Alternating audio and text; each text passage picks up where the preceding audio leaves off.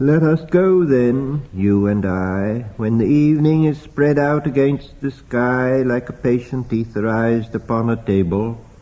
Let us go through certain half-deserted streets, the muttering retreats of restless nights in one-night cheap hotels and sawdust restaurants with oyster shells. Streets that follow like a tedious argument of insidious intent to lead you to an overwhelming question. Oh, do not ask, what is it? Let us go and make our visit. In the room the women come and go, talking of Michelangelo. The yellow fog that rubs its back upon the window panes, the yellow smoke that rubs its muzzle on the window panes, licked its dung into the corners of the evening, lingered upon the pools that stand in drains, let fall upon its back the soot that falls from chimneys, slipped by the terrace, made a sudden leap, and seeing that it was a soft October night, curled once about the house and fell asleep. And indeed there will be time for the yellow smoke that slides along the street, rubbing its back upon the window panes. There will be time to prepare a face to meet the faces that you meet. There will be time to murder and create, and time for all the works and days of hands that lift and drop a question on your plate. Time for you and time for me, and time yet for 100 indecisions, and for 100 visions and revisions, before the taking of a toast and tea. In the room the women come and go, talking of Michelangelo. And indeed there will be time to wonder, do I dare, and do I dare? Time to turn back and descend the stair, with a bald spot in the middle of my hair. They will say, how his hair is growing thin. My morning coat, my collar mounting firmly to the chin, my necktie rich and modest, but asserted by a simple pin. They will say, but how his arms and legs are thin. Do I dare disturb the universe? In a minute there is time for decisions and revisions, which a minute will reverse. For I have known them all already, known them all, have known the evenings, mornings, afternoons. I have measured out my life with coffee spoons. I know the voices dying with a dying fall beneath the music from a farther room. So how should I presume? And I have known the eyes already, known them all, the eyes that fix you in a formulated phrase. And when I am formulated, sprawling on a pin, when I am pinned and wriggling on the wall, then how should I begin to spit out all the butt ends of my days and ways? And how should I presume?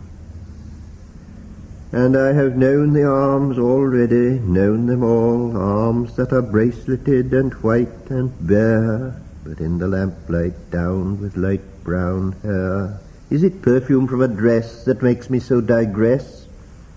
Arms that lie along a table or wrap about a shawl. And should I then presume? And how should I begin?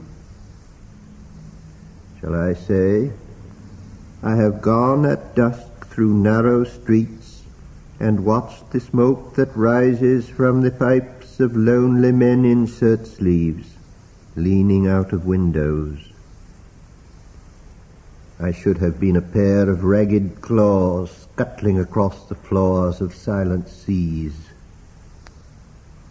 And the afternoon, the evening, sleeps so peacefully, smoothed by long fingers, asleep, tired, or it malingers, stretched on the floor here beside you and me. Should I, after tea and cakes and ices, have the strength to force the moment to its crisis? But though I have wept and fasted, wept and prayed, though I have seen my head grown slightly bald, brought in upon a platter. I am no prophet, and here's no great matter. I have seen the moment of my greatness flicker, and I have seen the eternal footman hold my coat and snicker, and in short, I was afraid. And would it have been worth it after all? After the cups, the marmalade, the tea, among the porcelain, among some talk of you and me, would it have been worthwhile to have bitten off the matter with a smile, to have squeezed the universe into a ball, to roll it toward some overwhelming question, to say, I am Lazarus, come from the dead, come back to tell you all, I shall tell you all? If one, settling a pillow by her head, should say, that is not what I meant at all, that is not it at all. And would it have been worth it after all?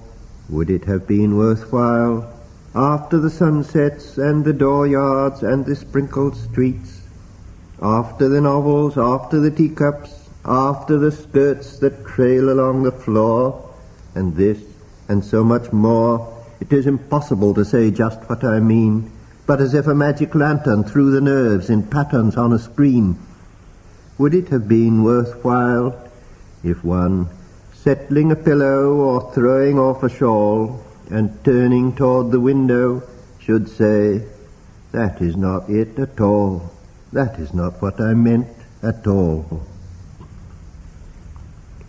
No, I am not Prince Hamlet, nor was meant to be. Am an attendant lord, one that will do to swell a progress, start a scene or two, advise the prince. No doubt an easy tool, deferential, glad to be of use, politic, cautious, and meticulous, full of high sentence but a bit obtuse, at times indeed, almost ridiculous, almost at times the fool. I grow old, I grow old, I shall wear the bottoms of my trousers rolled. Shall I part my hair behind? Do I dare to eat a peach? I shall wear white flannel trousers and walk upon the beach. I have heard the mermaids singing each to each. I do not think that they will sing to me. I have seen them riding seaward on the waves, combing the white hair of the waves blown back when the wind blows the water white and black. We have lingered in the chambers of the sea, by sea-girls wreathed with seaweed red and brown, till human voices wake us and we drown.